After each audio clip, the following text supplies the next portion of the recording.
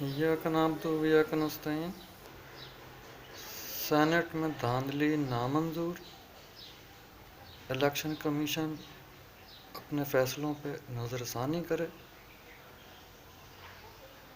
Senate election में सिर्फ हुकूमती वोट मुस्तरद हुए, ओपोजिशन का एक वोट मुस्तरद नहीं किया गया।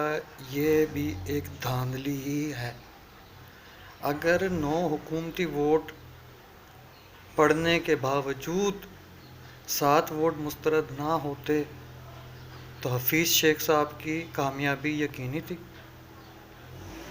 और अगर इलेक्शन कमीशन सेनेट से पहले सेनेट इलेक्शन वफाकी वज़ीर फवाद चौधरी के मुताबिक डिले कर देता, पोस्टपोन कर देता 3-4 दिन के लिए, और कोई सिस्टम ले आता, तो यकीनन ये 9 आस्तीन के सांप भी पकड़े जाते।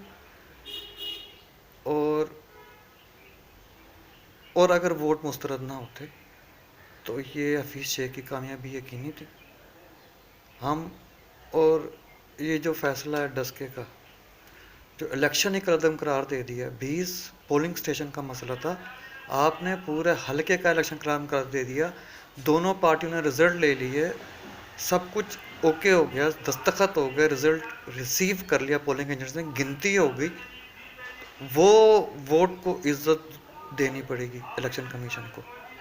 ये जो कहते हैं ना, वोट को इज़्ज़त दो, तो वोट को इज़्ज़त देनी पड़ेगी। आप 23 पे 20 पे जिस पे एतराज़ था नौशीन इफ्तिखार को, उस पे इलेक्शन कराएं।